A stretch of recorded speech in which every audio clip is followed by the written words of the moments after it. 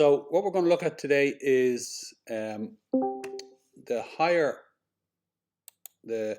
time frames on the moving averages, and basically to get an overview of the moving averages and how predictive they are on the higher time frames, and equally how is it relating to what's going on at the moment. Yeah. So I'm going to zoom out.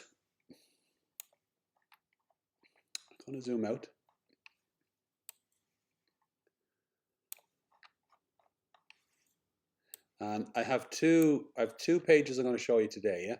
One with all the moving averages and then one with a couple. Yeah. So I'll zoom out first. This is XRP. I'll zoom out first. I'll go on to the daily. Hang on a sec.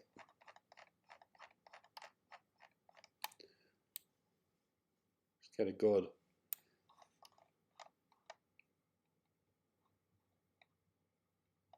There we go. Now I'm not sure how clear that is. That's not so clear, is it? No, I don't think it's so clear. It is for me on my big screen, but I don't think it'd be clear for you. Let me go on to the other page. Yeah, make it easier. Okay, here we go. So I'm going to talk through these moving averages. The red line here is the 200 MA. The green line here is the 50 MA. The pink line is the 20 MA, and the blue line is the 10 MA. Okay, so I'm going to close out the 10 for now, and I'm going to close out the 20. Okay, and you'll hear people talking about the golden cross, and that's when the 50 MA crosses over the 200 MA. Okay, so let's just look at what happens every time that happens, and we're looking at it on the daily. So think about you're trading your day, you're trading your week, you're trading your month, you're trading a channel. So this is a bull channel. So from the 23rd of December all the way up to the 14th of April, you're trading a bull channel. Here, you're trading a bear channel. So from the peak down is the 24th of November all the way down to the 29th of December. It's a bear trend. So it's channeling down. So while we are in a bull run, overall everything is incrementally going up. You have your trends. You have your bear trend, your bull trend, your bear, your bull, and that's the way it goes. So when you're looking at the higher time frames, the day, the week, even the 12-hour, and then you start looking at the moving averages, is you want to pick a low moving average and a high moving average. And when they cross over, you'll notice there's a transition in price action. So when the 50 crosses below the 200 or above the 200, we're going to look at the relationship to price action. And you can see I'm going back and we're zooming in, because you'll see the consistency of it. Yeah. So let's start here. So here you see price action come up. Here's the 50. Look at how the 50 crests, comes over, and once it breaks it and comes back down, it pulls price action down with it. It's floating along, but again, once it comes up, is again you see price action moving with it. Now I'm already deciding here that I'm going to bring in the 20, okay? because I was going to do the 50 and the 200, because again, people call that the golden cross. But the 20, you're going to see the relationship with the 20 makes it even clearer. Is look at when the 20 crosses the 50 and crosses the 200. Is look at how it follows it up. Now look at how the 50 follows as well. So these two lines are helping lift it. But look when it peaks and the 20 turns, crosses through the 50 again, or it's coming down. It levels out. It goes sideways between the two of them. Is when the 20 turns up, the 50 turns up it goes. Notice that this came down because the 20 crossed the 50, but it didn't go any further because it didn't cross the 200. So the 200 was the support line there. So you're going to find that the 200 at the bottom often is a strong support line. So now look at the 20 coming up. It turns, it dives, breaks to 50. It's a continuation. It's hanging off. Look at it. It's hanging off. It breaks to 200. But look, by the time it breaks to 200, the fall has already happened. It comes back up, and when it breaks to 200, look, it pulls it back down again. And it buoys, and then look, up it comes, breaks to 200. Is how do you know it's going to be a strong one? Because it breaks to 200 and it breaks to 50. When you see it breaking both like that, look what you get. You get this big parabolic pump, straight up and then straight down in a day. But look, it's still strong, so it keeps going. And again, it crests down again. Is look at what catches it. The 50 is the support line here. The 20 bounces off it, gathers itself, and then up it goes again. So you can imagine this. Each one of these is a day. So this is daily action and incrementally going up. So the trend here is, again, look, it's small movements, but it's incremental. It's gradually going up. And then look, here it goes, it pumps. And again, I know it's getting repetitious, but that's look at what it's telling you. It reaches a peak. When you see it turn, you know it's coming for a drop, and you know it's coming for a strong drop. So you're looking at it. You know that it's going to break the 50. So you know if it's going to break the 50, then you go, look, let's see what happens. Take it down to the 200. So look, the 200 becomes the support. It bounces, and you'll see the 20 move like this, bounces. You'll see the 50 moving like this in a greater wave. So you can see that this is the space that it's moving in. This is the support, and this is the channel line that it's following. Look, it bounces through this. So when you see this bounce through this, it tells you that the 20 is going to continue and break the 200. So this is the first break. It comes back up, and look, to turn the 20, it's got to go down, and again, a double bottom. Catches the double bottom, and look, here's the 20 coming up. It scoops up past the 50, so you know the 20 is going to clearly break, and when it does, that's when you're going to get the lift. So here's the 20. It's going to continue, so here's a nice lift. Again, when you see this, bounce off the 20, come back up. Now it drops through. The 50 becomes the support. Look, there's an arc there. It breaks that. Look, it breaks it. Down through again. And again, it breaks through the 200, but the 200 holds it and gets it back up. So now you have this floating along sideways. Look at that nice wave motion. And then the 20 turns. And we're coming up to where we are today. The 20 turns, breaks the 50. So now you know when it breaks the 50 and the 50 is turning like this, you know that it's on its way down.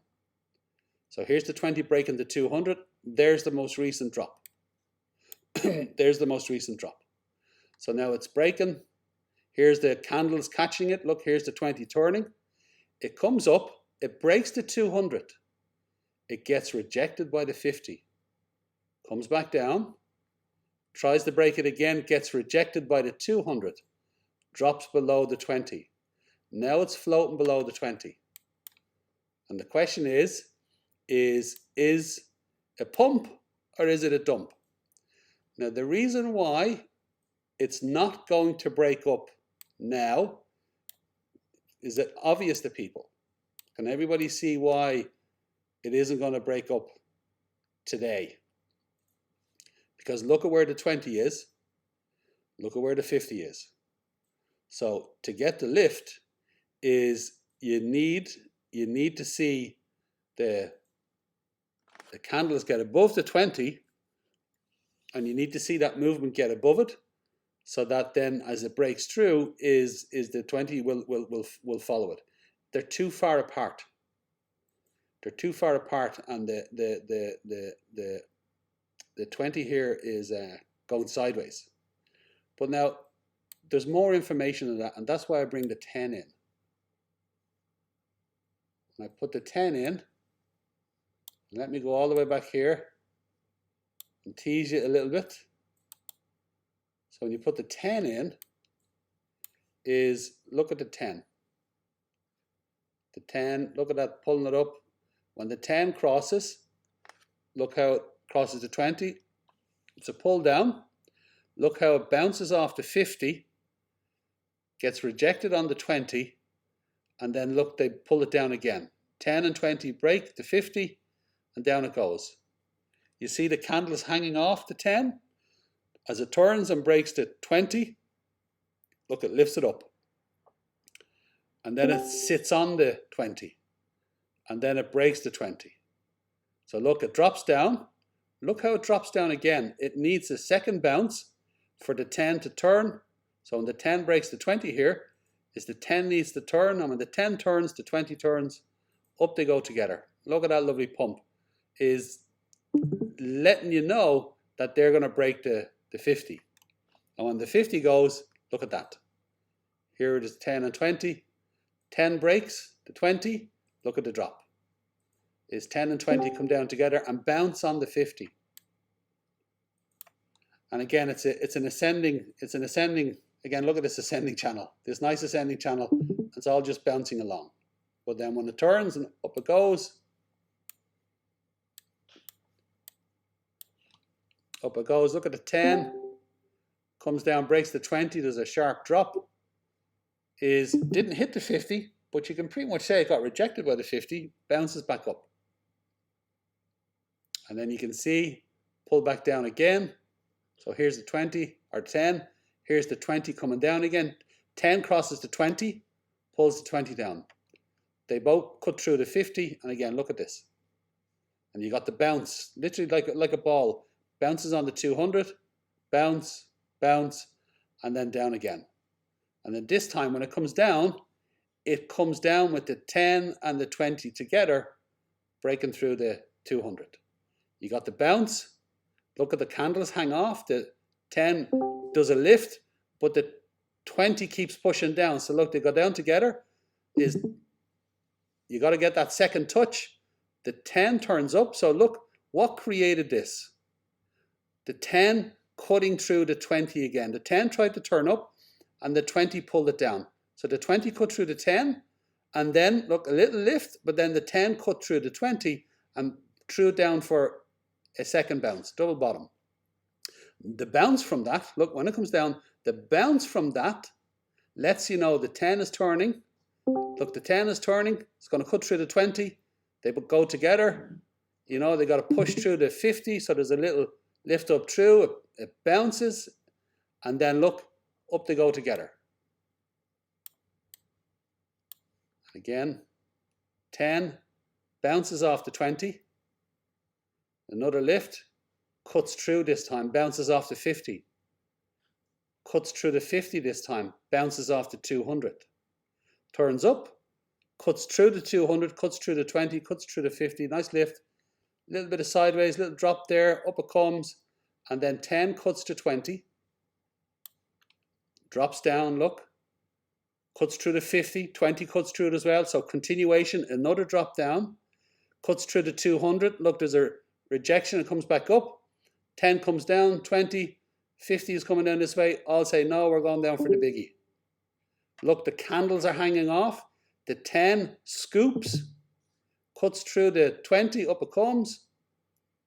gets through the 200, but it's really rejection, clear rejection off the 50. It comes back down. Now this is where we're coming up to where we are right now. So now the 50 cuts to 200. The 10 turns and is cut through the 20. So remember here, when the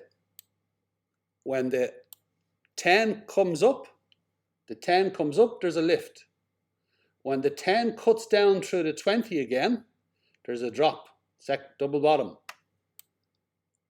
The 10 today has broken the 20 down. Double bottom. Everybody get that? So we're going for a double bottom, or well, it is double bottom. It's just how far will it go? The question is, how far will it go? So now this is the challenge with the situation we're in, is we are coming to the end of a bear trend. We're in the transition of it, and the transition, the end of the bear is down here. The beginning of the bull is down here. That moment when that last candle hits bottom and that first candle that lifts out of it is literally the moment when it switches from bear to bull. Exactly there. We're in the bear trend here, and this is the last moment, and this is the bull trend, and this is the first moment. So the last day and the first day. So this is exactly where we are. It's also why people get caught out is people are looking and going, it's going to break, it's going to break, it's going to break, it's going to break. So once this comes in, is all the people who wanted to pump very much get biased about the pump. You know, they want it to go, and they're looking at it, and the 50, the 20 coming up and breaking the 50, look, it looks so close.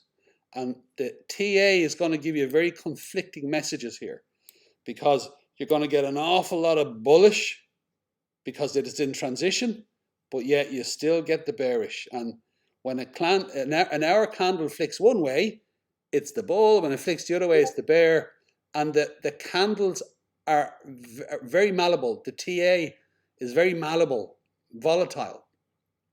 But when you go to the higher time frame, the daily, and you look at the higher level MAs, so we're looking at a 10 and a 20, but we're also measuring it off a 50 and a 200. So it zooms out and it lets you see the smaller wave pattern and the bigger wave pattern, and the one that's dominating at the moment is the higher wave pattern. The longer time frames are dominating.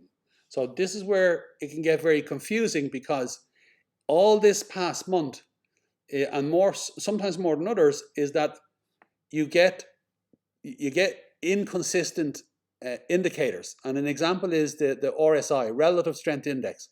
Is you'll see the 15-minute go into the oversold, stay there. It normally doesn't stay there very long. Sometimes it's staying there for hours, because the hours in the oversold is even the 4 hours in the oversold. And the reason being is because the daily is the one driving price action. So when the day is driving it, or the 200 MA or the 50 MA is driving it, it can hold price action longer in the current of pressure, of force. And that pulls the lower timeline with it, the lower MAs. And they go into the oversold.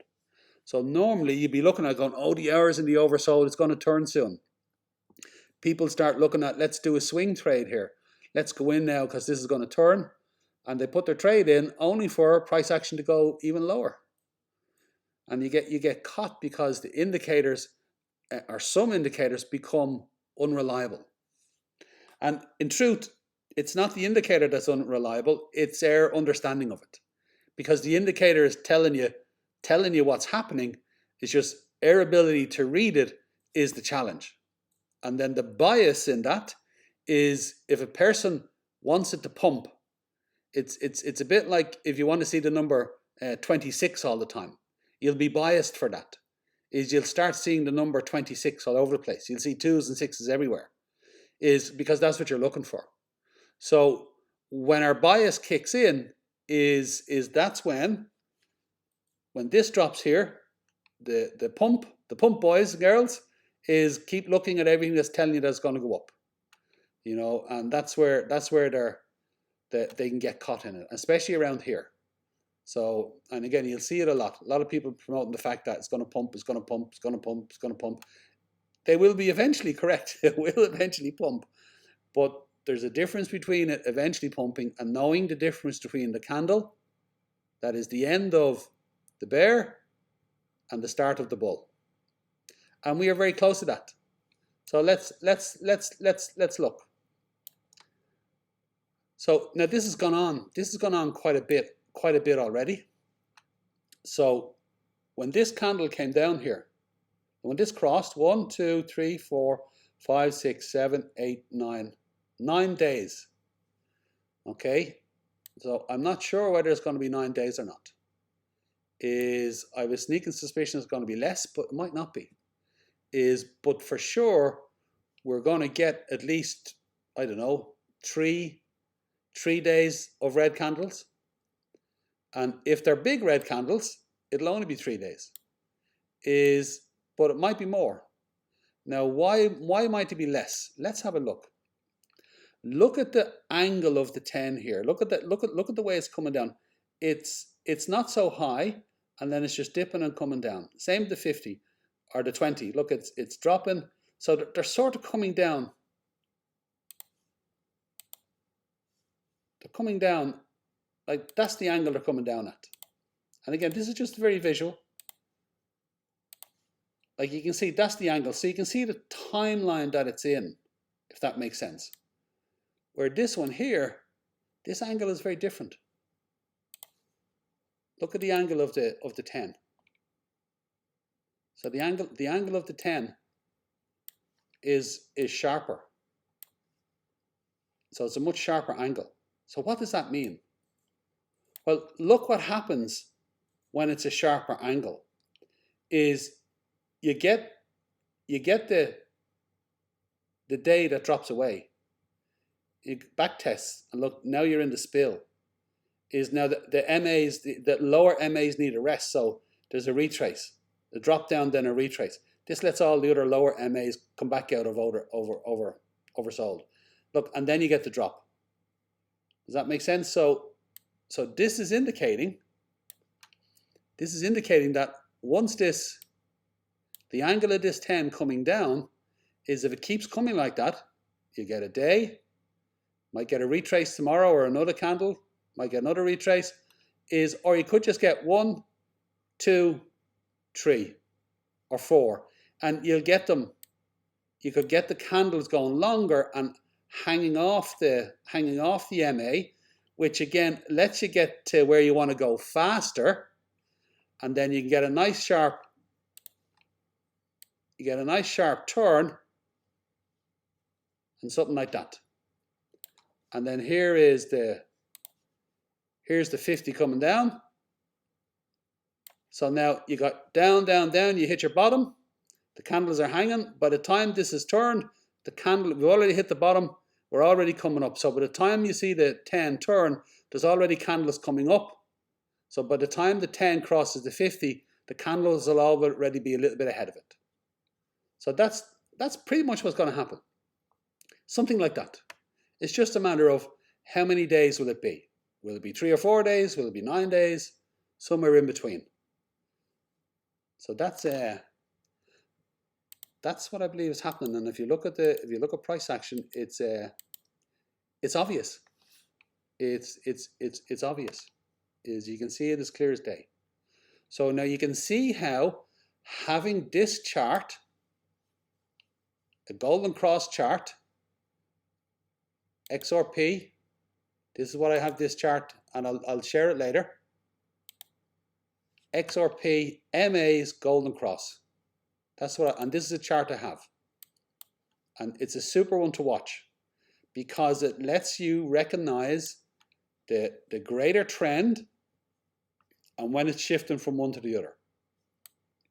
Or you're looking at it, when is this going to top out? Is when you see this here and it's coming down sitting on this, you know it's very close. You know it's very close. So look, here's an Elliott wave. Here's an Elliott wave. I'll go here. 1, 2, 3, 4, 5. So now look, here's 3, here's 4, here's the 20 coming up, pushing through. Here's the final, here's 5, here's 5, here's the blow off top. Again, you're taking profits at 3. You're taking portion of profits at 3 because you know it's not going to go much higher than this. You know it's going to go higher than this, but you don't know how much. So you're taking profits here. But while you're taking profits here, you're also setting up your short, because you also know this is coming to the end of this basic bull trend. Because when this peaks, we're going to be coming into a bear trend. And that's going to last a period of time. So you shift. You catch a sweet short here, and you catch it all the way down. And again, look, you could follow it through. Look at this cutting through. There's one. It's cutting through again. You know there's going to be another drop. Breaks through the 200. Catches here. It comes back up. You know that was probably be the bottom. But look, if you missed it, you get a second chance to get the profit there. And then you know that when this turns and comes up, look, now you're in the new bull trend. And in fact, that's it there. That's it there. And up it goes. And then this is the ABC correction. And look, 1, 2, 3, 4, 5. So, and then the correction is, where will we put this? Possibly, where will we put this? 1, A, B, C. Now this here, if it doesn't break below this, will be 1, 2 for an Elliott wave, and then 3. Off we go. Okay? Now, if this is the case, if this is 1 and this is 2, this is going to be a big wave, an enormous wave. So, and this is part of why, if you look at this, look at how small this double bottom is here. And it's at the end of this big move, and look how small it is. And then you come to this one, and you go, look, this isn't as big as that. But why is this movement, why is this double bottom bigger and more dynamic than this one? Because look at the movement here. Because this one is setting up a much greater wave. 1, 2, 3, up we go.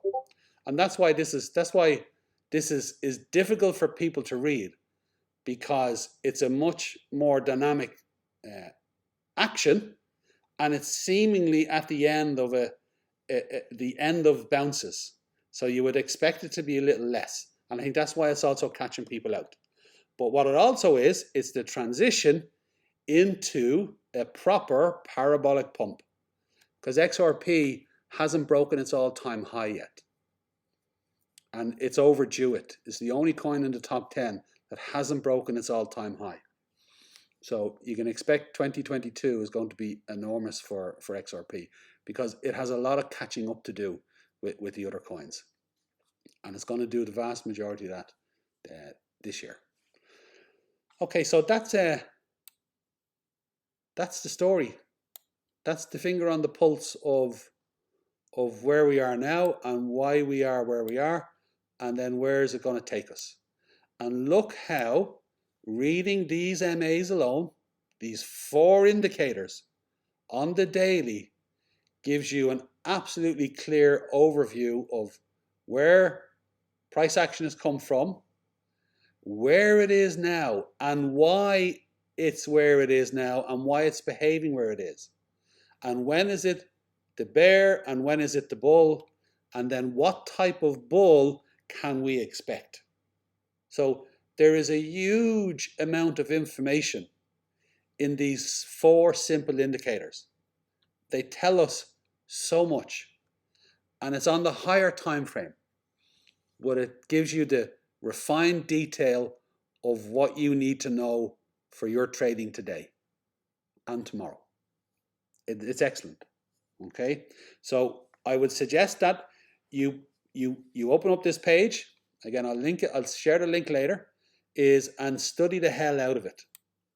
Study the hell out. Go back into it over time, and whatever coin, and be the same for your coin, whatever coin you're trading, and study the hell out of how these relate to each other and what happens when they cross each other, because the pattern repeats itself over and over and over. It's not telling a new story. It always tells the story a little differently, but it's never a new story. And what I mean by that is that it moves in impulses and corrections. So it's impulses and corrections. It's moving in waves going up and down. Like, that's all the same. Is the variables within it are a little different, but the impulse is still an Elliott wave. The correction is still an ABC. They all look slightly different, but they're still an impulse and a correction. And the MAs tell you the story of that. And when they transition over, when they diverge and cross over, they're telling you the ups and downs. Okay? Now, another really important thing is for you as a trader to get your head around, you're not a pump. You're not a pump trader. Don't just be a pump trader. Don't just be the trader that pumps on the way up. And the reason being is because it will really bias you all the time. If you always wanted to pump and you're always looking to just leverage on the pump, you're going to get caught out, because you're going to look for the indicators that are telling you it's going up. And there are times when indicators will tell you it's going up and going down. And then subconsciously you will choose to focus on the ones that suit you rather than the ones that are actually really going to play out. So sometimes it's obvious. Look, it's got a pump. It's obvious. And that's part of the difficulty with being just a pump trader. It's easy to trade when it's going on a parabolic pump. It's a no-brainer. It's not difficult. Every trade is difficult to get your head around. But once you're used to trading the pump is the easiest part. Is trading down once it happens is easy too. But trading the transitions are the hardest. And look at how long this pump lasts. Look at this transition play out. There's a trend here. There's a trend. The trend's switching and swapping. This is harder to trade. This is easier to trade because it's gone down. It gets more difficult again because we're in transition. Transition, transition, transition, transition. So we spend as much time in transition as we do going up and going down. And this is the harder part to trade because of the volatility of the indicators, and is it this or is it that? So if you put your bias down and you go, I'm a trader, 24/7, 7 days, whatever it is, 365 days a year, and I'm going to trade whatever the direction of the market is going. So then very simply, when you look at your weekly and you look at your daily, you ask yourself, what's the trend? And where in the trend are we? And then within that, you'll have a better idea of, well, look, it's pumping here. So there's a mindset for this. But when it's transitioning, you got to transition your own mindset. So you have to have a transitional state of mind. You have to know how to trade transitions. And then when it drops, then look, your expectations are going to change, because now you get these big long wicks down. You get them on the way up, but you get them on the way down this way. So that's an important point. Or else what you do is you'll spend times very frustrated.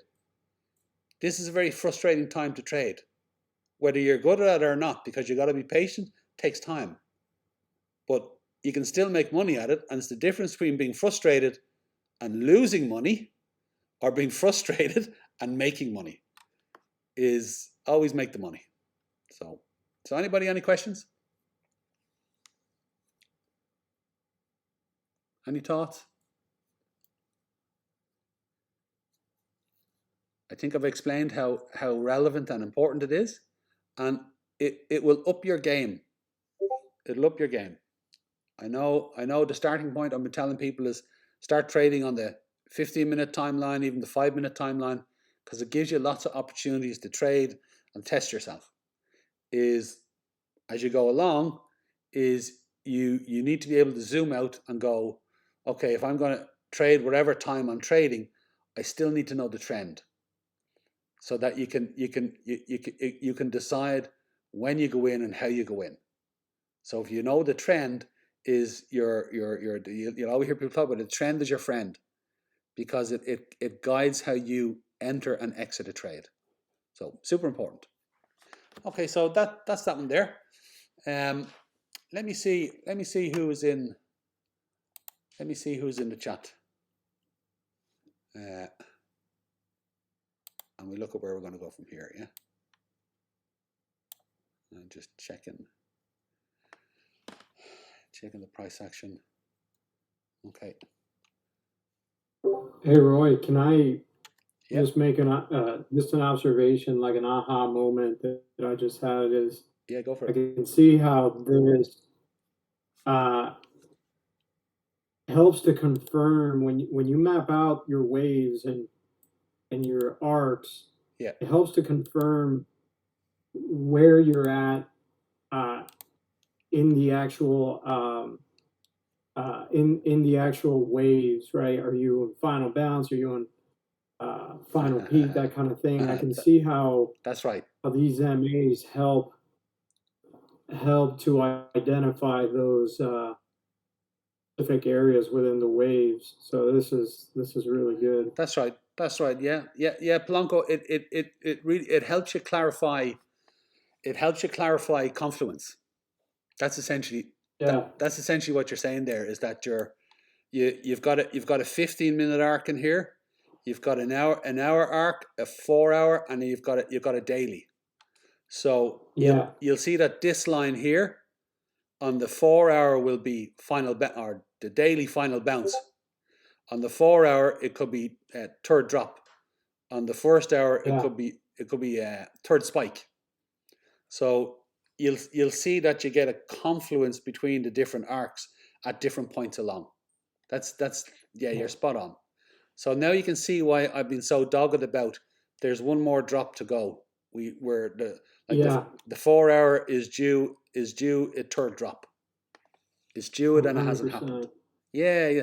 And again, I question it myself at times, because you're like, here, it's been going on, and then this happened here, and I wasn't expecting this. I was like, oh, what's going on? It's going to break out, So you go. It happened to me last night, man. I gotta admit. You go through it, and you just have to keep relying. Like last night, I just did a big review of this again. I said, let me have another look, and I put everything else down. I said, let me just have another look at this again and see, and I knew it was coming down, but when I watched this, and the penny to drop with me again is the 10 breaking the 20.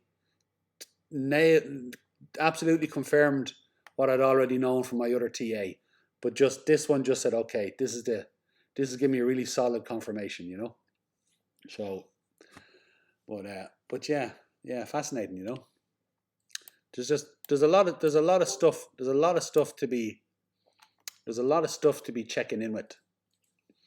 A lot of stuff. So, anybody else? Any questions? Any thoughts?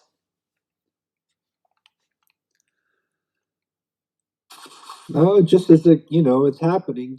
It's everything we're seeing. It seems to be following exactly the way you've been saying for weeks. That's right. This is Trailer. Hey, Trailer, how's it going? I'm finally getting better, by the way. Very good. You're over the hump of it, yeah? I'm over the hump. I still got a little bit of scratchy throat and clogged nose, whatever. But yeah, I'm doing good. Very good. I'm glad to hear that.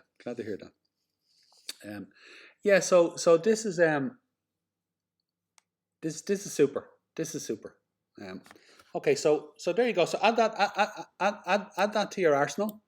And while you do it, is think about the commitment you're making to what this is. This is looking at longer time frames, zooming out. So you're making a commitment to zooming out and always looking at the bigger picture. So when you start your day, is first look at the week, is look at the day. That's what I do. Look at the 12 hour. Is I look at the 4 hour, I look at the 1 hour, and I look at the 15 minutes. Is when I want a little bit more detail, I'll go into the other ones, but they're the ones I basically look at. I do that all the time, every day, and I'm looking at so much stuff that I just thought, this is coming to breaking point, and I thought, are we already at the bottom? This is what I was thinking yesterday. Did we already do the 3 steps down? And when I go to I'll show you now. This was I know why you said that, because yeah. I'm not gonna say the name, but somebody related to your group said that we've already hit the double bottom. So we were all thinking, okay, this might be the pump. Yeah. Well, but in actuality, like you're teaching us today, by looking at these 4 indicators, we can get an overall better picture of where it's still going to go. yeah, absolutely. Yeah, totally. But now this is why I thought, because look, here is you got the peak, and you got the drop, and then it comes back up, and then you got the drop here. So this is confusing, because resistance peak, first drop, second drop is mid-range high, and then third drop. So this is easily, and this still might be it.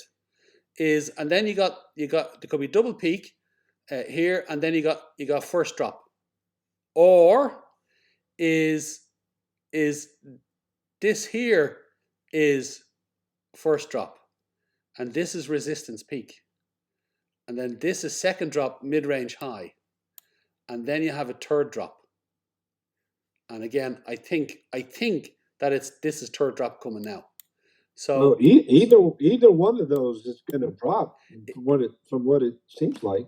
Yeah, absolutely. But that was where I was. The longer this went on, I was like, am I, which is this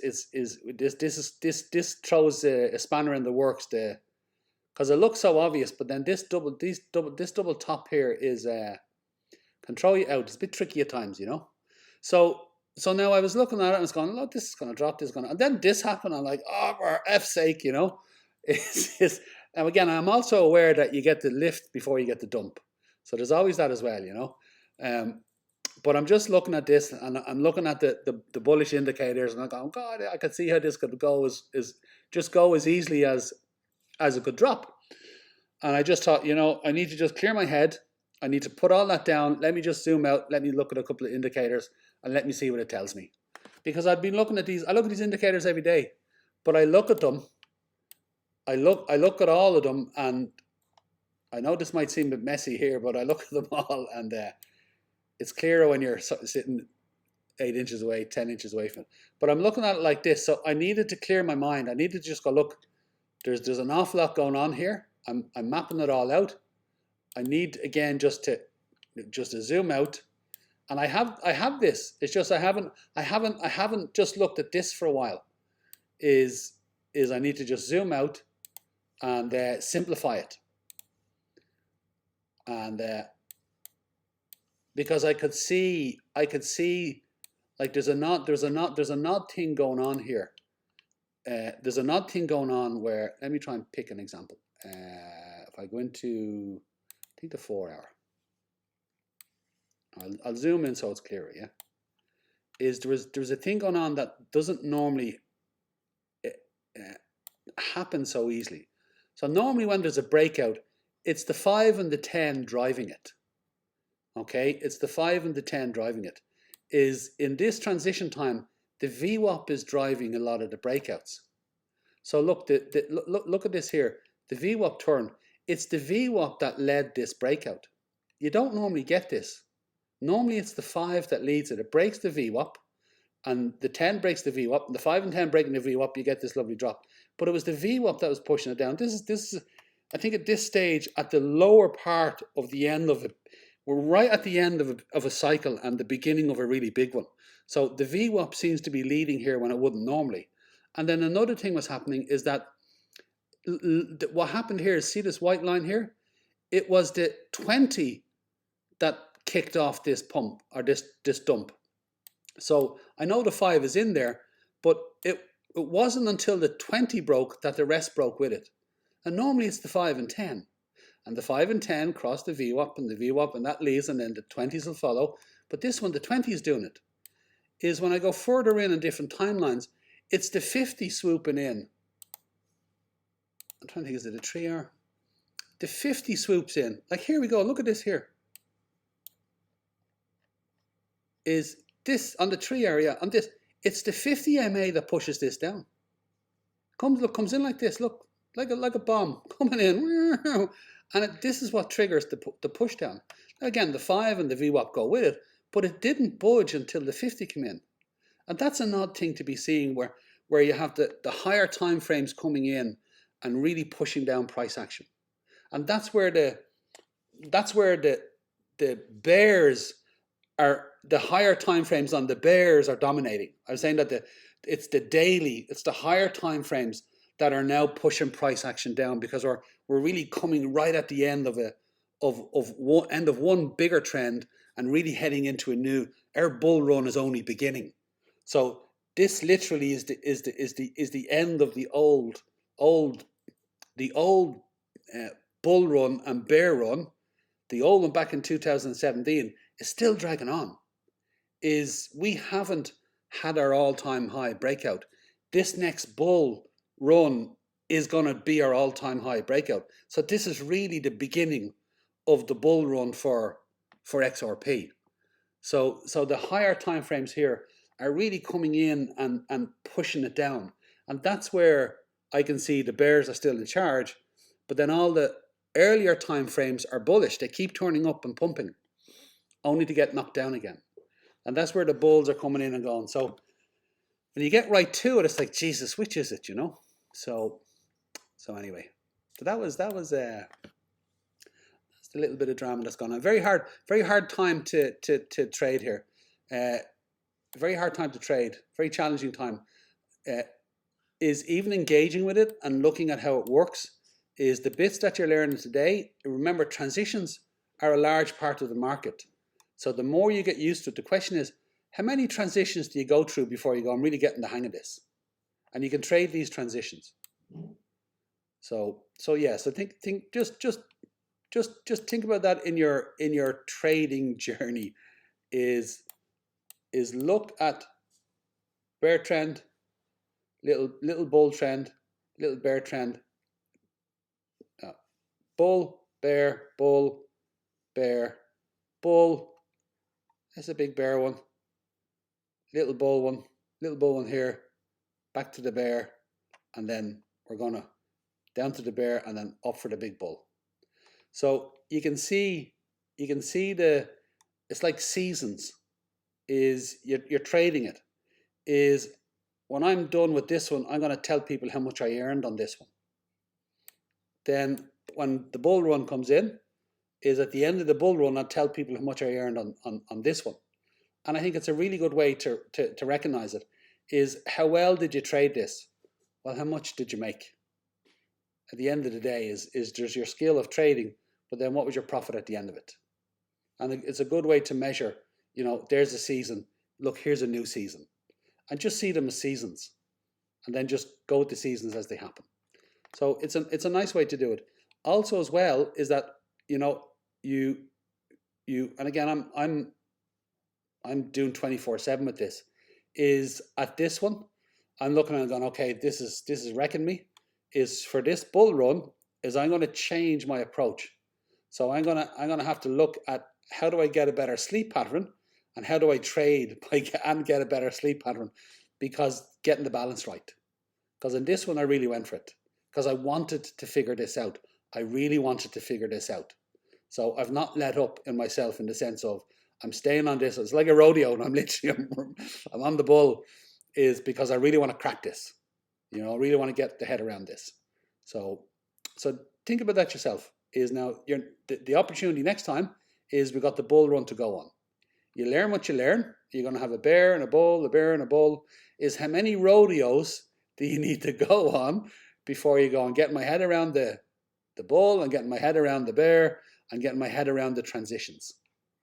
Okay, so you can imagine there'll be a few cycles of each of those that it will take, and think about how long that's going to take. So you're looking at anything between 6 months and a year of going through that process, and incrementally you're refining it, because what worked for you in the transition, you're going to have to adapt it for the bull. You're going to have to adapt it for the bear. So you'll see that when you do the bull, some things that you do that worked for you won't work as well. And a simple one is that in the bear trend is you can rely more on the ABC and the drops. You know, they're more willing. But look, the lift up isn't as reliable. So when it comes to the bull, is the pump is more reliable, but the retraces are not. Is that they won't retrace. So shorting in the bull is more dangerous. Is longing in the bear, longing against this is more dangerous. Is shorting is safer. When you're in the bull, it's safer to go long and it's more dangerous to go short, because your TA on the bear is getting met here, but it's not getting met on the longs as much. That'll reverse on the way up. So we'll have to allow for that once that shifts over, yeah. So but there you go. There you go. Fascinating stuff. Yep. Say again. Your volume is very low. Oh, I see. Could you do the same for Ethereum? Could I do the same for Ethereum? I could, yeah. Let's have a little look at Ethereum.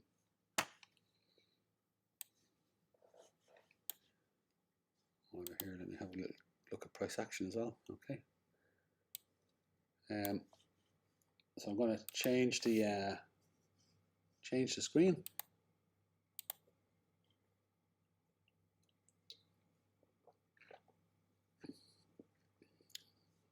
Which is it?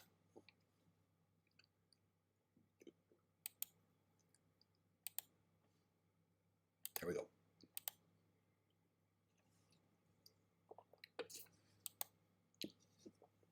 Okay, so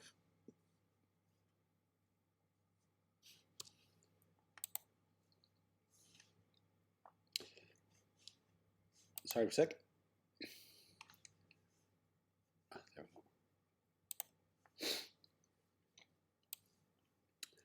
we go. Okay, so here's Ethereum. Can everybody see my screen? I'm shaking my mouse. Can you see that? Yes, sir. Great. Okay. Let me open up a I'll open up a new page. I'll open up a new page and just put in the few indicators, yeah. New layout. Sorry, I'm still seeing the Discord screen. Oh, are you? Oh, okay. Let me just change it again.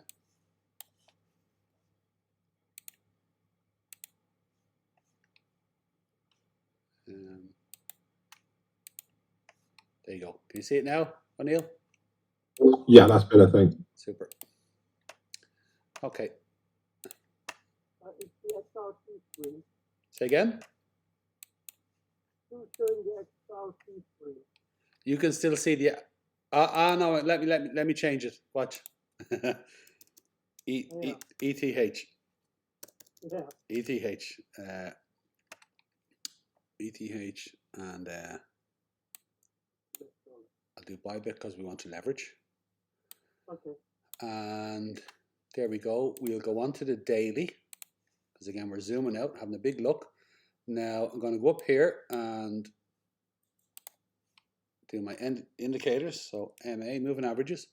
1, 2, 3, 4. Give me 4. The first one is we do the 10. There's the blue, and there's that there. Okay. Then we'll go and do 20 pink. There we go. And we want that to be 20. Okay. And then we want the 50. 50. And we want green. What one do I use? I think it's this one, isn't it? This one? I think it's this one. Or is it this one?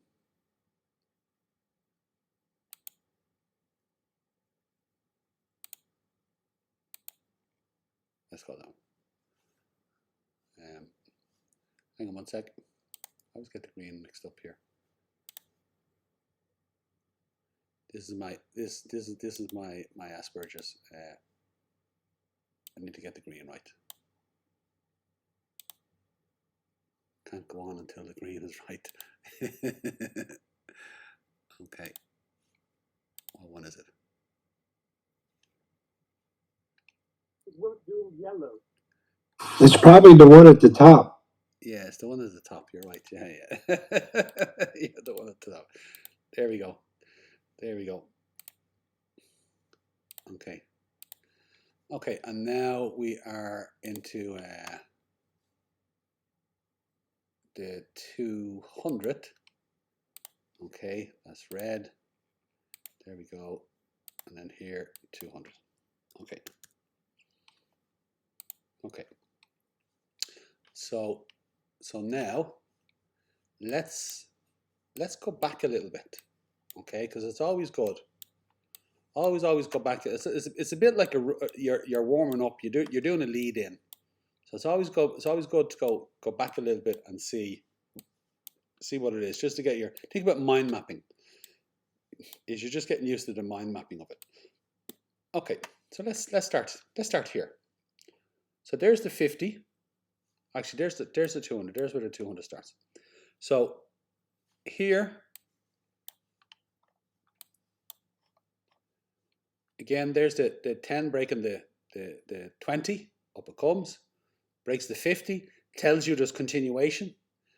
Breaks through the 200. But again, look at how the candles are moving away from the 10. So that tells you that this is exhausting itself, because the 10 is moving away and the candles are moving away. So it reaches a peak. So really it's a rejection from the 200. Comes back down. There's the 10 turning. Look, it's dropping like a rock. 10 breaks the 20 and the 50. Again, look, it drops down. Look, they're hanging off. They're hanging off until the 10 comes down and turns. You get a bounce back, gets rejected off the 50. The 10 catches it, comes up again, breaks through, comes back, sits on the 10. It'll break through again, pushes the 10 back down. And here it is, look, breaking the 20 again. You get a drop down again, this time, a stronger push through, and that allows the 10, look, to break the 20 and come back in. It's a support. Pushes through again, comes back down. The 50 is a support. You get look at these little waves, and then you have the 10 breaking through. Breaks the 20, breaks the 50, and here we are for another drop. And again, this will be an arc. We could map this out as an arc, and you can see literally the spill. And look, here's another arc, all the way down.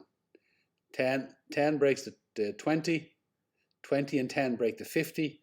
You know it's going for a nice big drop. Look, it hangs off, so it's getting tired. MAs need a rest, so you got to retrace. And then look, it slowly works its way down, gets a rejection off the 20, pushes it down further, you get another drop. Again, up it comes, bounces, pushes through. Now it pushes through proper, breaking the 20, breaking the 50. 20 is coming up through, so now look, you know there's a bit more momentum in it. They're both working with it. You get this lift. You need a retrace for the MAs to get the lower MAs to get a rest. Bounces off to 20, and then up it goes. There's the pump, breaks the 200, does a little back test onto the 200, and then up it goes. And when you start to see the candles move away from the 10, you know it's coming into exhaustion. And this is over a day, so it's not like super fast. It's like you're watching it in slow motion. And I think that's part of the challenge, is because it's done over a day and it's done over weeks, is that you got to be able to hold your focus on that. You got to be able to hold that in your mind, that this candle, look at this, it's amazing. It's an amazing day. Here's a retrace day. It's moving away from here, so you know it's going to get tired. Is that here's a retrace. Is most likely this is going to be the last one. And again, look, it transitions. It goes up a little bit, and then just exhausts itself, drops down, bounces, up it comes, down, gets rejected or supported off the 10.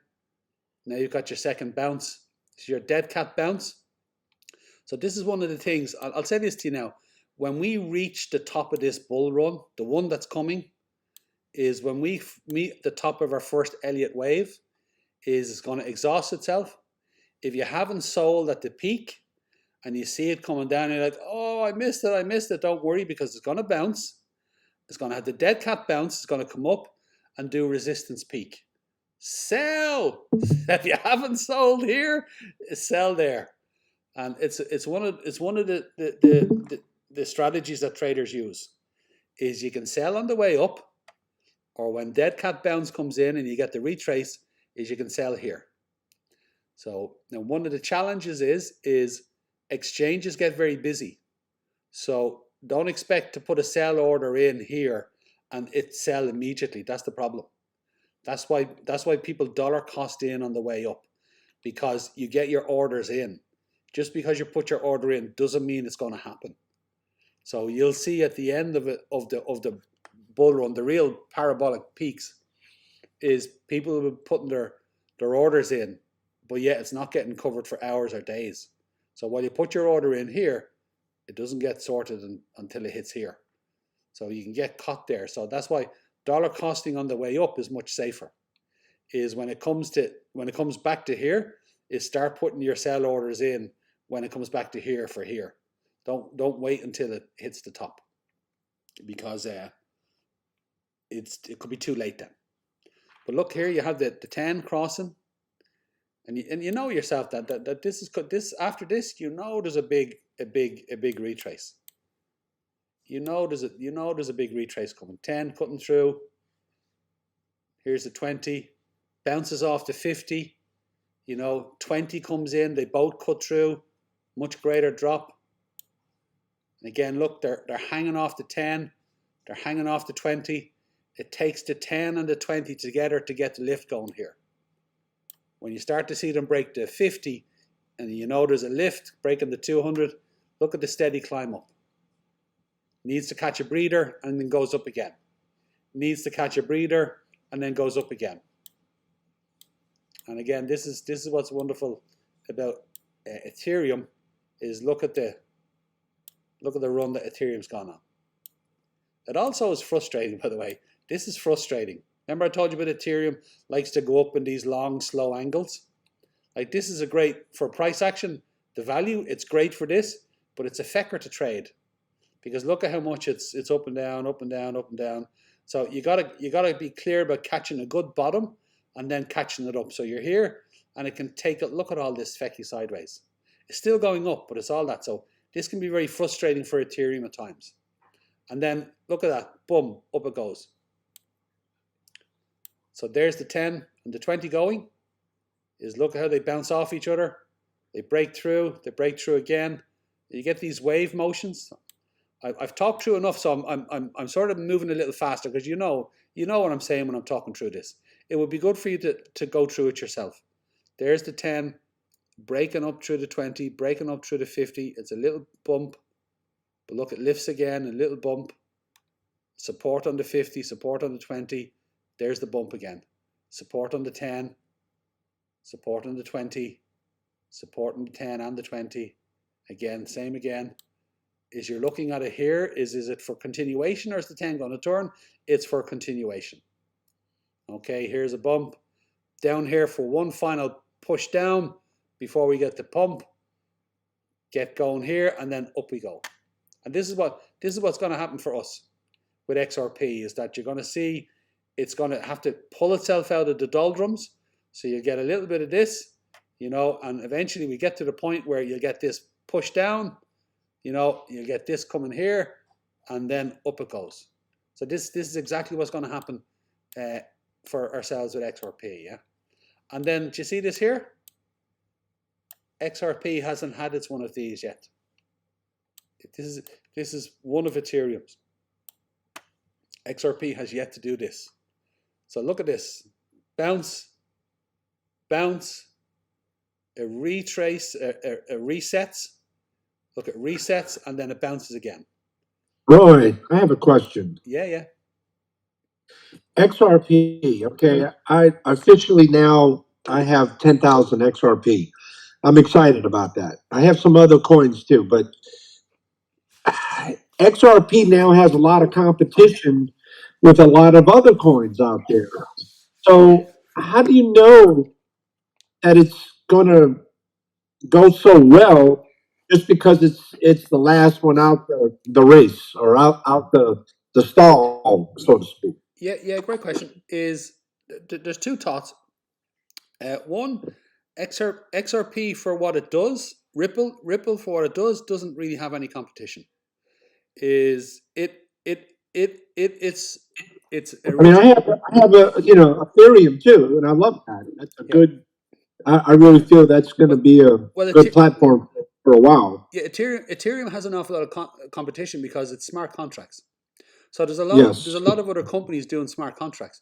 This is true. Ethereum is first out the gate, and so many other coins and companies are using Ethereum smart contract as their foundation. So they are well ahead. They have cornered their market as it is. The only thing that will get Ethereum, it'll be a bit like what was that thing before Facebook? MySpace? Is Facebook? MySpace, yeah. Facebook came along and blasted MySpace out of it because it found the balance of providing a service and providing it in the way that worked best for people. People are really. What about Ethereum too, though? Wouldn't that start that? Oh yeah, no, I'm not saying that's going to happen, but that is the threat with Ethereum, is that Ethereum could be like MySpace and a Facebook comes along and just wipes the floor with it. But that's not today or tomorrow. That would be like 10 years away. Five it's Matt. I've been quiet today. I apologize, guys, but there's also a lot of external factors that you want to look at just from a project perspective. Yeah. Ethereum, Ripple's been around since 2016 or so, right?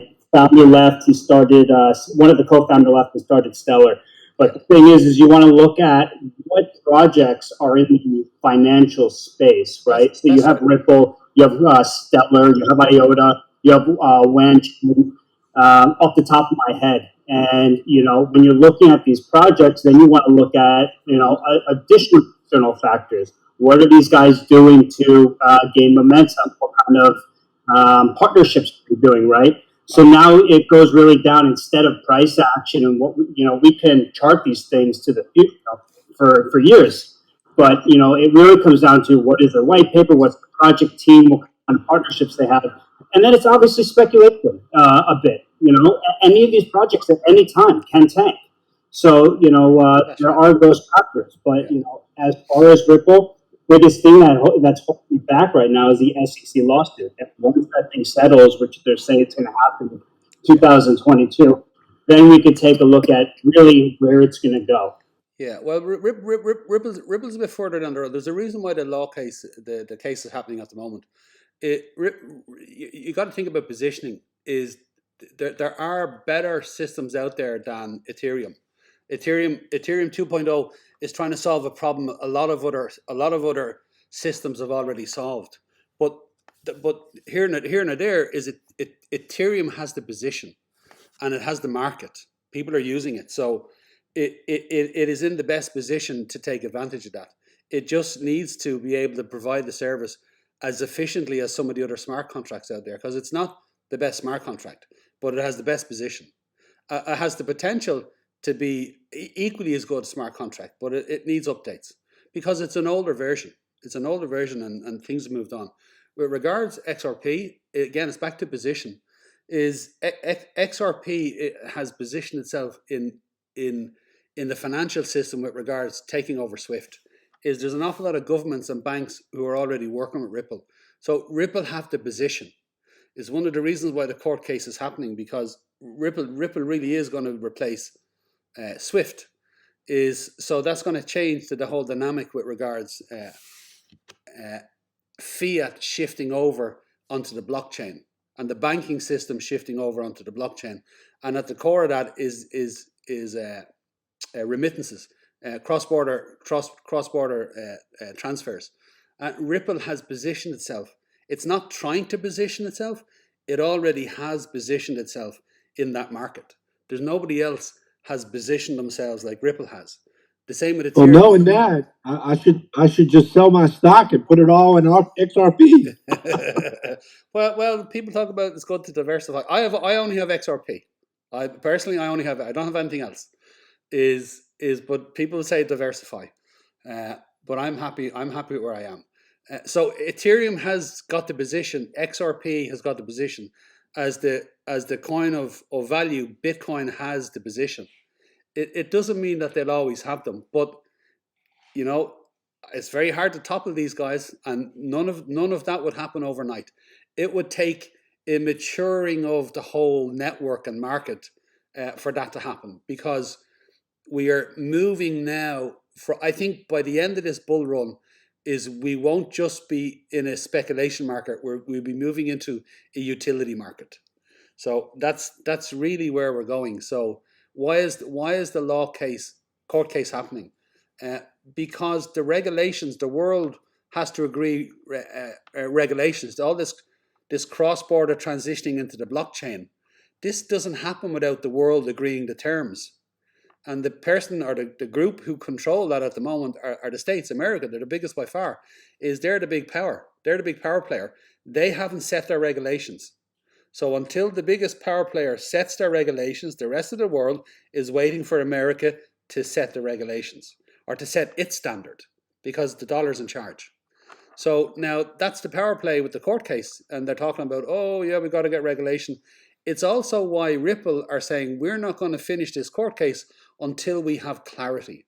So what's happening is Ripple is saying, we're not going to pay you money, a fine, to get out of this court case. You've put yourself in a corner now where you're trying to sue us, and we're saying, yes, but you need to give clarity at the same time. So it in many ways, it's the SEC has put the government of America in a corner. And maybe they want that, because maybe that's them doing the deal to set the standards. And why are they doing it with Ripple? Why aren't they doing it with Ethereum? Why aren't they doing it with Bitcoin? Why aren't they doing it with any other coin? Because Ripple is the one that's going to take over from SWIFT. That's why they're dealing with Ripple. They're not doing this to anybody else in the way they're doing it to Ripple for that sole reason.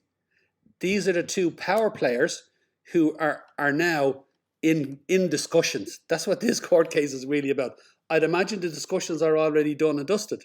It's just part of the play of the transition. Is while the Americans are holding back, is other countries in the world are already saying, listen, we're adopting Ripple. We're working with Ripple. Ripple's our partner. Is Asia, most of the countries in Asia are using Ripple and use it for their financial corridors. There's hundreds of banks are already using Ripple as their ledger. So everybody is beginning to position themselves. So when the court case finishes, is very soon after that, you're going to have the states come out with regulations. And when the states come out with regulations, is very quickly after that, there'll be some form of worldwide regulation, accepted standard of worldwide regulations in the financial world. Because the bottleneck at the moment is everything is speculation until you can actually turn it into something that money can work through properly. So what utility needs to come first is the financial system. Once the financial system gets on the blockchain and works well, then all the smart contracts can go into that financial system, and now you have now it really kicks off, because now it can become mainstream, and all the dApps that are in those smart contracts can be put into real world application once you have the financial system established. So the bottleneck is the financial system. The first utility is the financial system, and the cross-border payments is the crux of that. And Ripple's sole purpose for starting itself is to deal with that problem. Its endpoint is derivatives. It's not just to get cross-border on it, it's get derivatives on it. And that's where the real money in the world is in derivatives. So Ripple is positioning itself for that. So that's why people hate it, going, oh, it's the banker's coin. Because that's what it is. It literally is for the banking system. They're not trying to be rebels. They're trying to integrate themselves into the financial system, because they know nothing else will really happen here. It'll all be speculation until the money gets sorted, because we need to have the internet of value. So that's the play of it. So until that kicks in, no other utility is really going to take off. So well, then I think I'm going to buy some more XRP.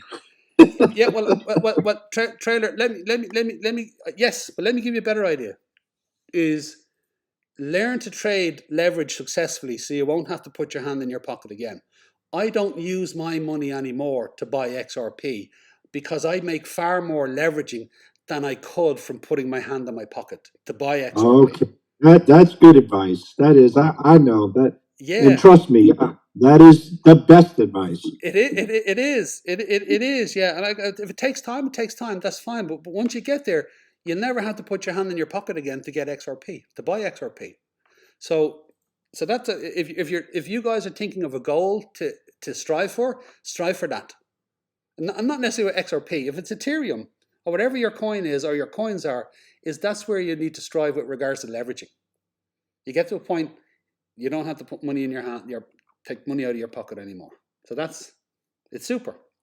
So that's and I don't know who was talking there, but you're absolutely correct about, what's behind the coin, what's behind the company, what's their position, how good are they, how soaked is the market with regards to what they're offering.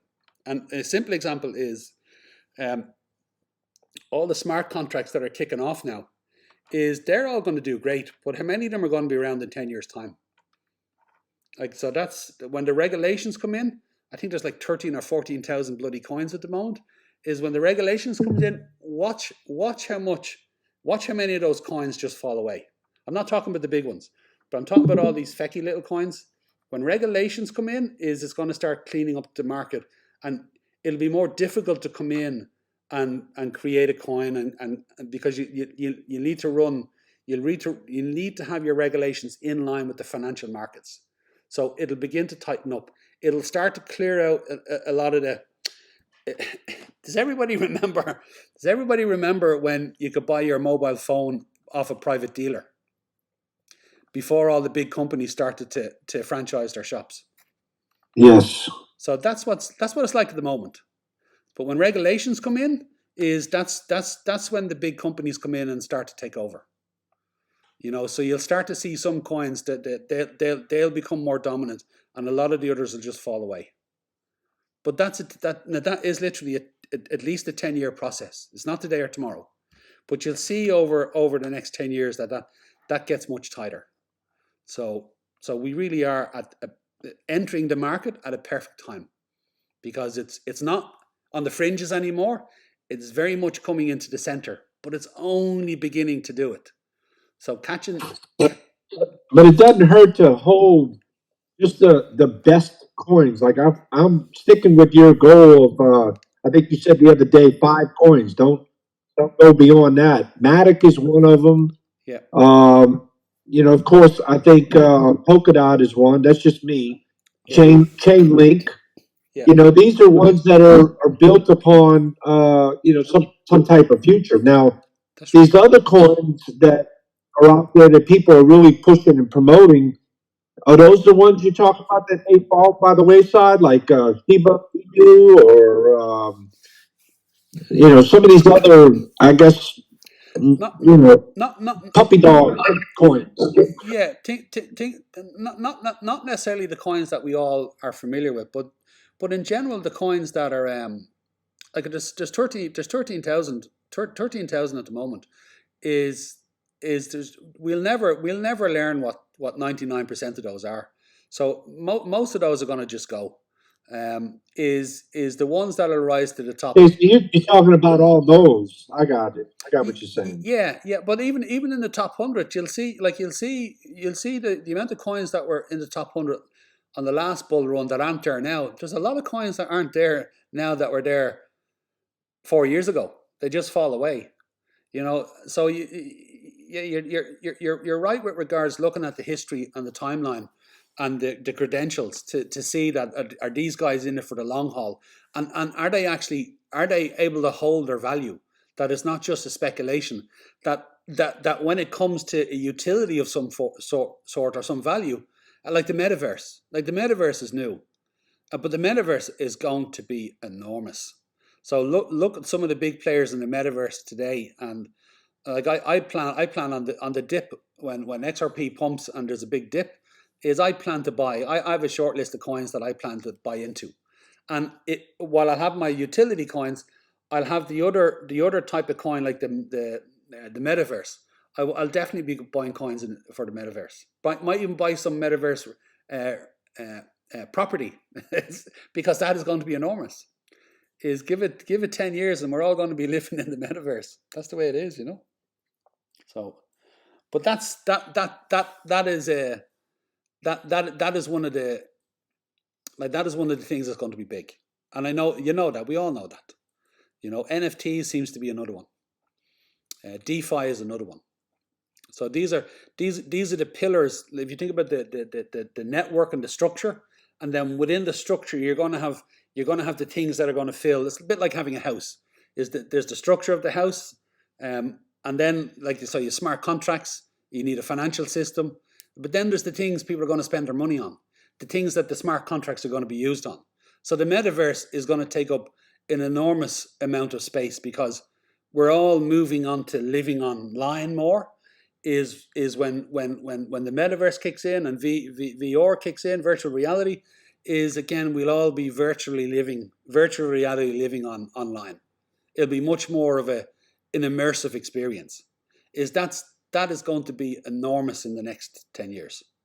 So metaverse is a big one to be looking at, So, but anyway, that's just it.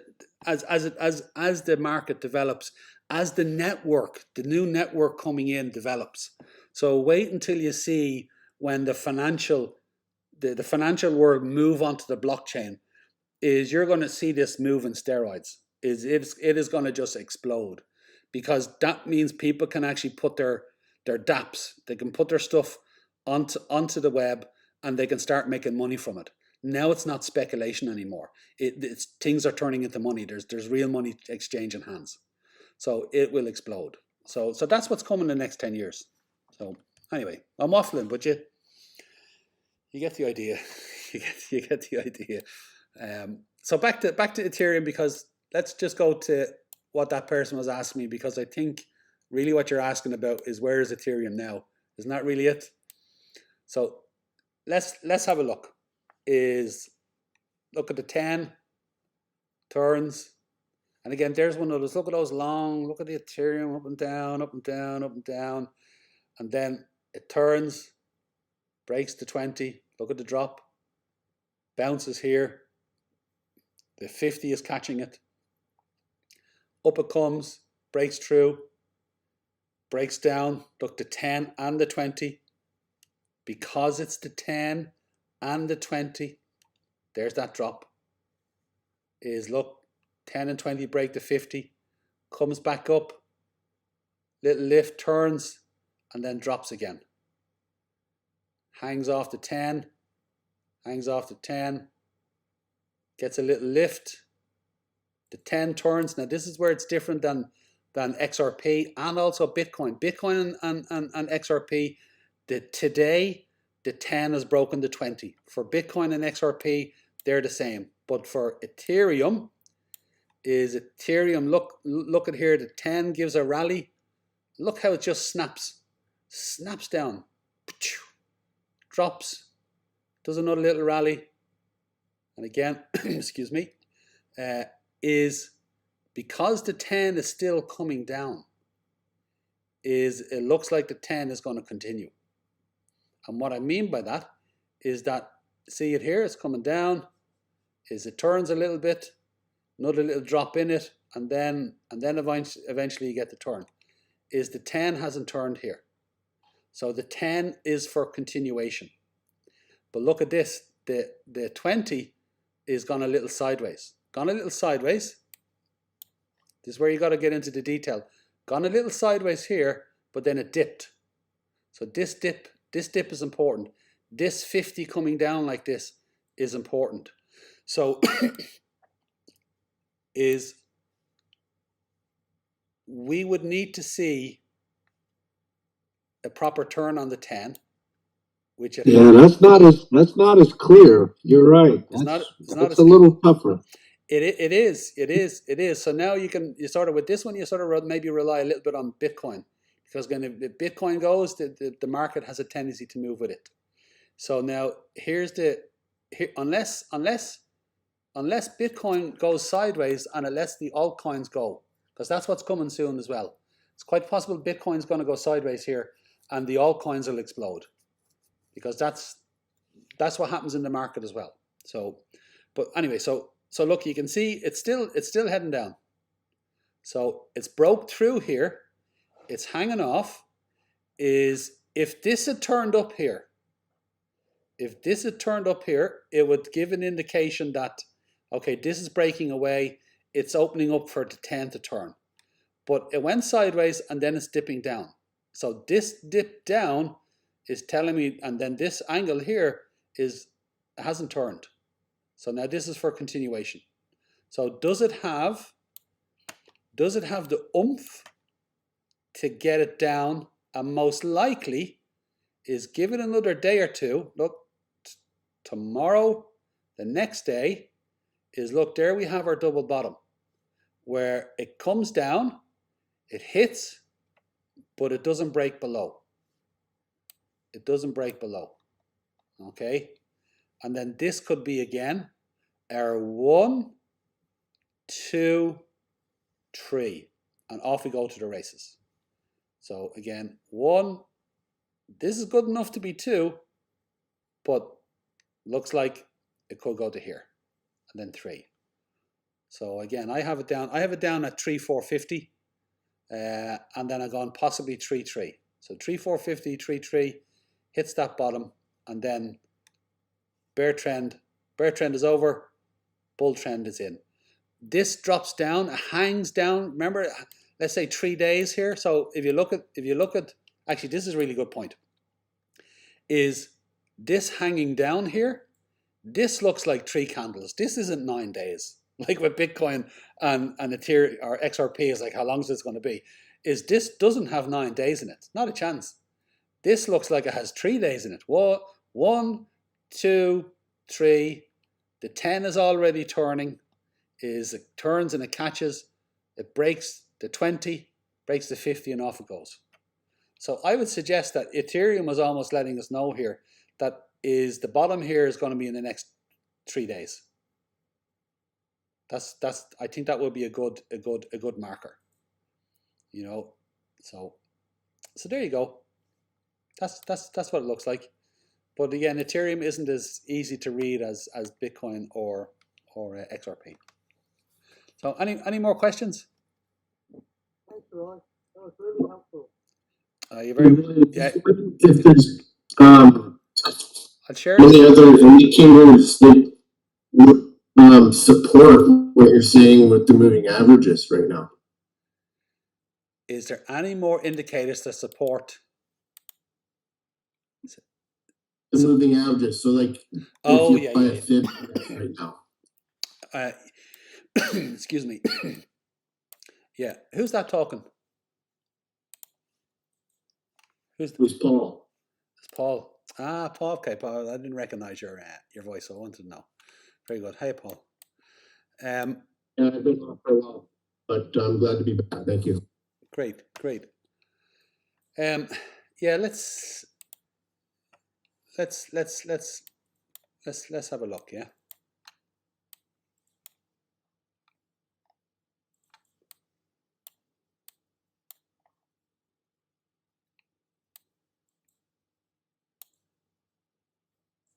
So you can see this is moving in a wave. Here's an Elliott wave, ABC correction.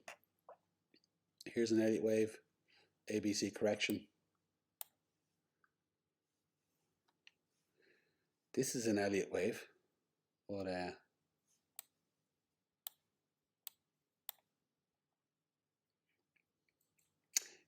yeah.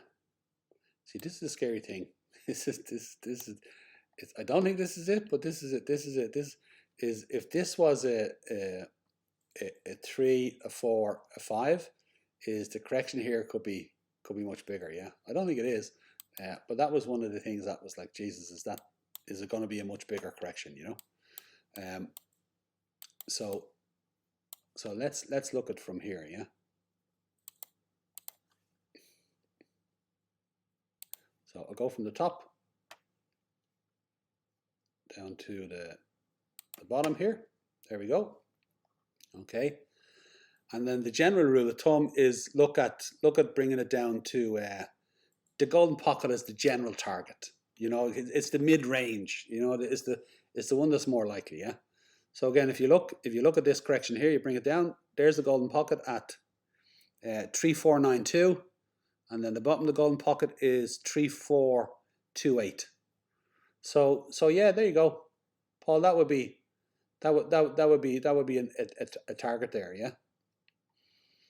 And it's already hit it here. So you could say that this is the A, B, C. So of this Elliott wave, this Elliott wave, the A, B, C is done. What we're in now is the beginning of the next Elliott wave. 1, 2, 3. And then Ethereum's onto the next leg, the next pump. And I think I mapped this out in one of the, there you go. I mapped this out on one of the my other charts and I posted these. I shared these before. Yeah, is here we are. Is on a much bigger one. 1, 2, and then 3. Up we go. Okay. So yeah. So the Elliott wave and the fib here and the ABC would support it, Paul. Yeah. Okay. If you wanted to put a triangle on it.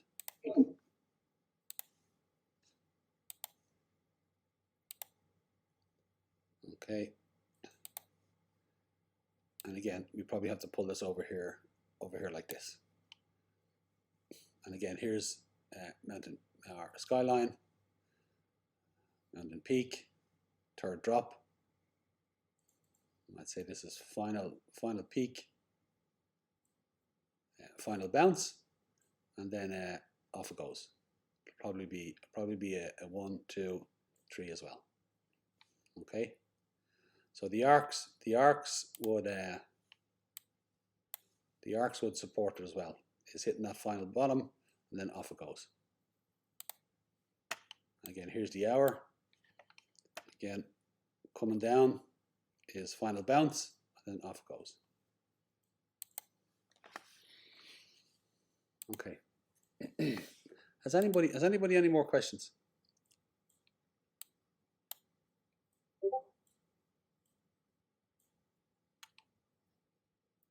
Any more thoughts?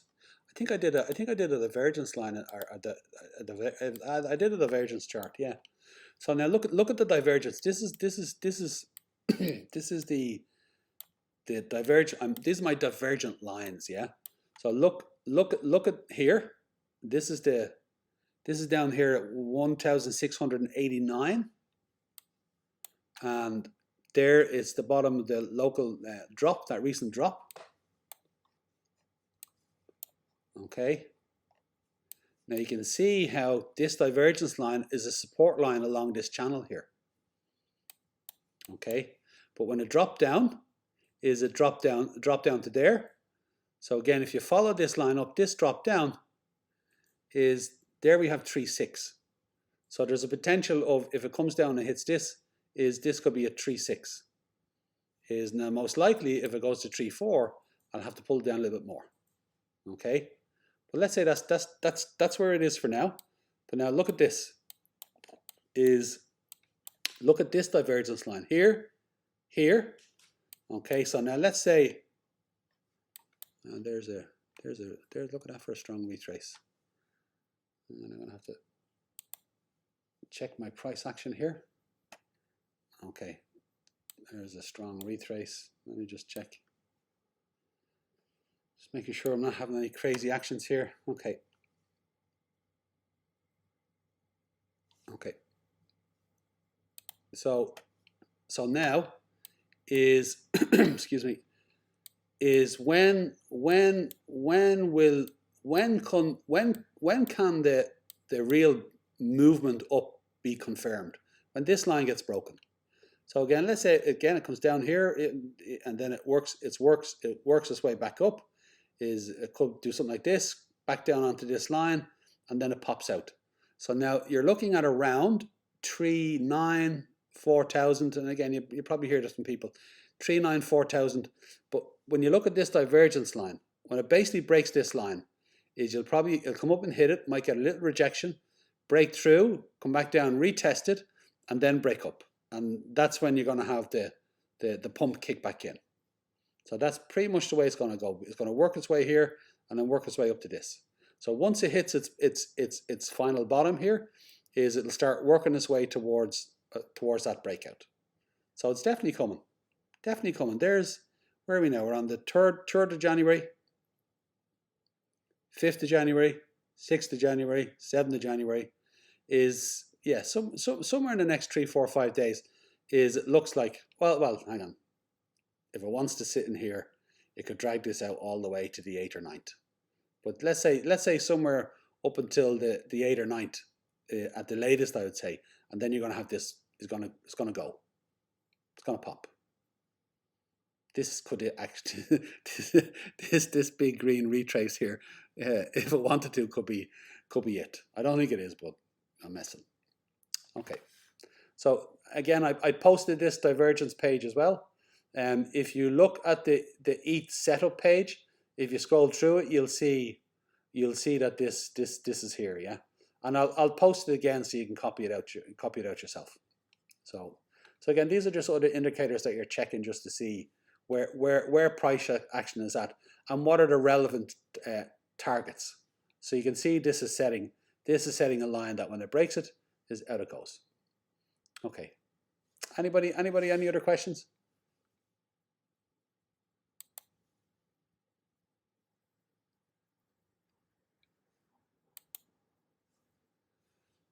No? Okay. So I'm going to show you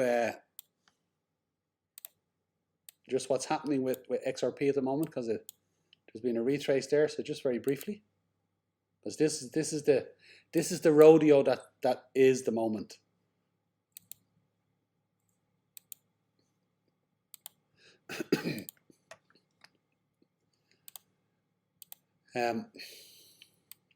There we go. So here's the,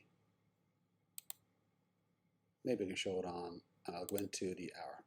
It's just tidier.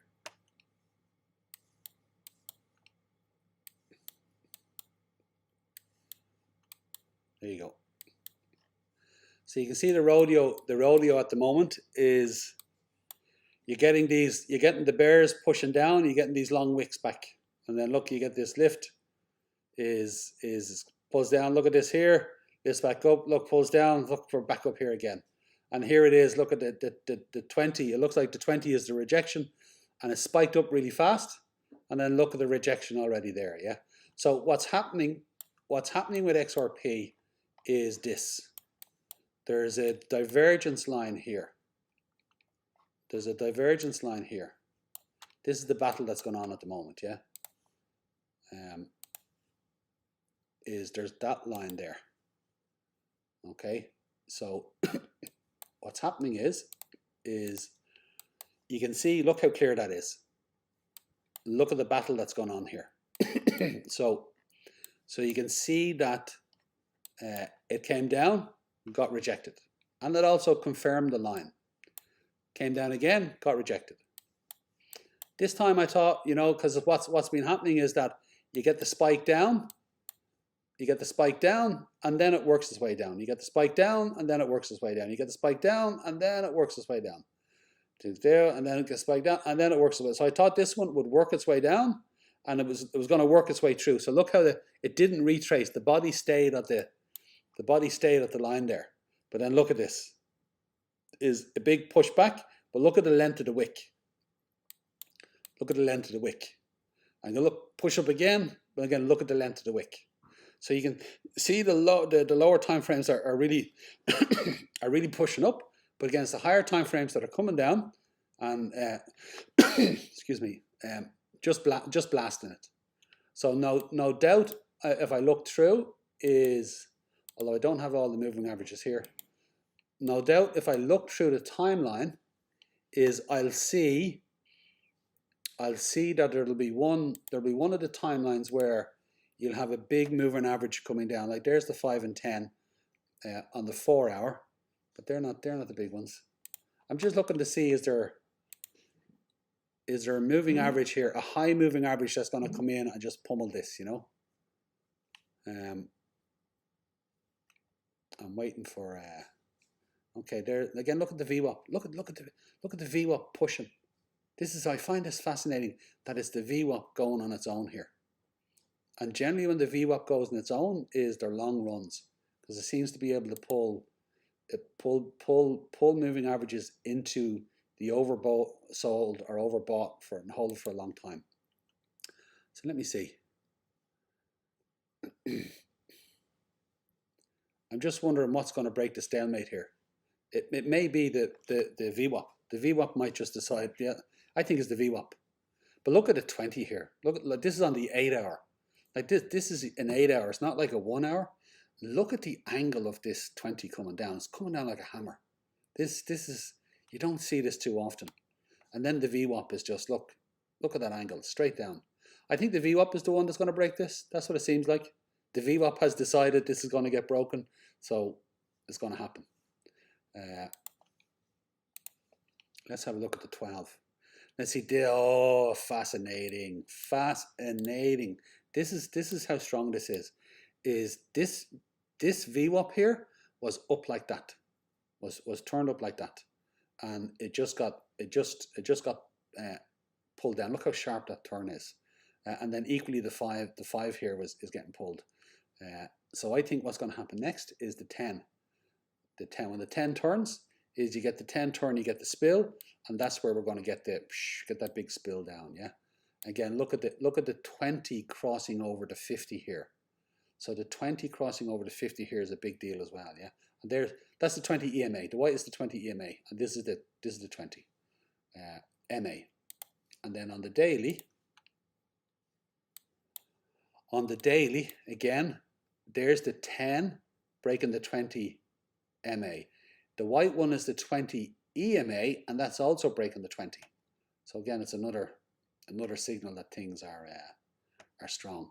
Is that the VWAP, again, it's snapped. The VWAP, when this started today, the VWAP was up here. Same on the 12. The VWAP was turned up. During the day, the VWAP snapped down.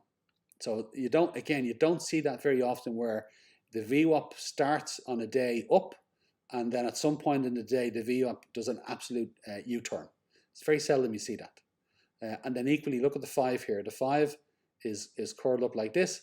I think what's going to happen is the 5 might spill tomorrow. So if you see the 5 capitulate, again, the 10 is coming down, the 5 is coming down, the VWAP's coming down, and again, that's where we get our force down. And we're breaking this line. This yellow line is that yellow line there is this yellow line here.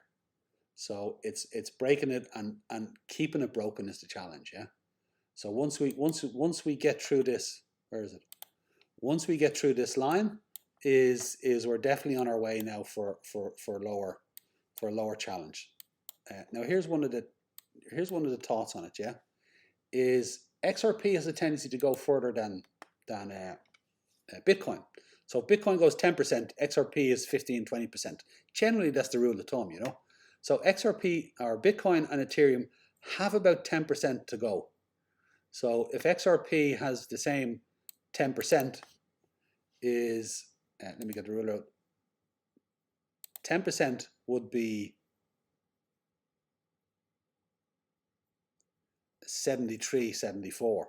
But again, XRP likes to go that extra. So let's say if it went to 15%, we're now down at 69, 70. And again, if you stick on that extra 5%,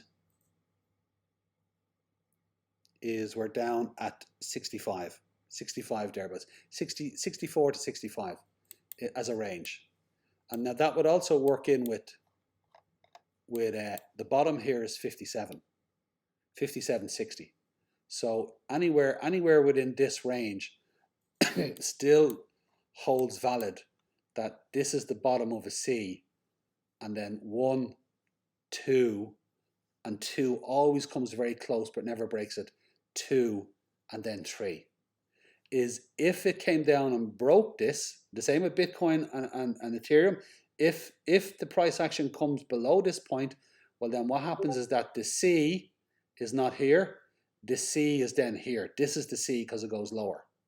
What that means is that we will end up having a 1 and then a retrace 2 all the way back to, again, very close to the bottom, which is going to stretch out this whole process of staying in this range because it's going to give us a lift and it's going to pull us right back down. Now, it's great to trade because you trade it up, you trade it down. I personally don't care because the more opportunities I have to trade is the more I have to leverage, the more coins I have to make. And the more it's easier to make the coins here. Like again, I don't want to talk before it happens, but I could be looking at a big payday if this comes anywhere close to 65. It's going to be amazing when it goes up. But now here's the challenge. Me making 50,000 XRP here at this level is much easier that when XRP is $2 or $3 I won't make as many XRP on the trade because of the value of it. Using the same amount of money I'm using today, I will earn less XRP. So this is the XRP I make down here it's far more valuable than when the amount of XRP I'm going to make when it's at $3 or $4. If you understand what I'm trying to say. So anyway, anybody any questions? Any thoughts?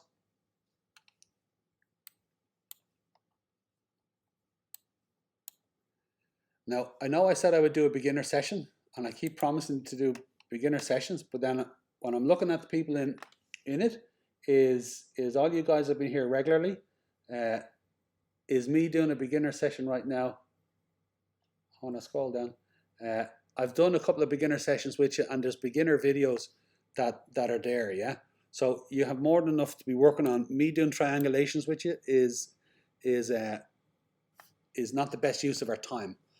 When a couple of more new people come in, I'll do it, yeah. Equally, I'm going to do a session on Elliott waves and ABC corrections. I'm going to do one this week. I'm also going to do another one on dollar costing and entering a trades because they're all relevant for refinements.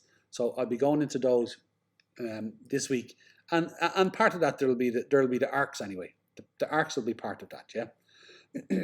I do requests. So part of what I'm looking for feedback from you guys is you're working on your stuff. There's stuff you're figuring out. There's stuff you figured out. There's the layering of them together. You have a series of questions and stuff that's going on for you.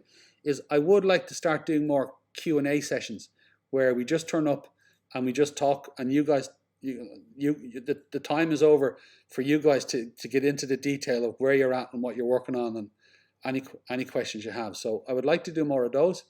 Equally, if you ask me, Roy, can you cover a bit more of this or a bit more of that? If I reckon it's going to be good for more people, I'll do it. So if there's something specific that you want me to cover, if it's valuable for everybody as a whole, I'll definitely go in and do that a bit more. So all you got to do is throw in your suggestions, and we'll make sure that they all get covered in some fashion. So we'll either do a live session or we can have a discussion on it. But other than that, thank you very much, and enjoy the rest of your day, the rest of your evening, and I will see you for tomorrow's session. Take care, yeah. All right. Cheers. Thank you. Cheers, guys. Thanks very much. Bye-bye.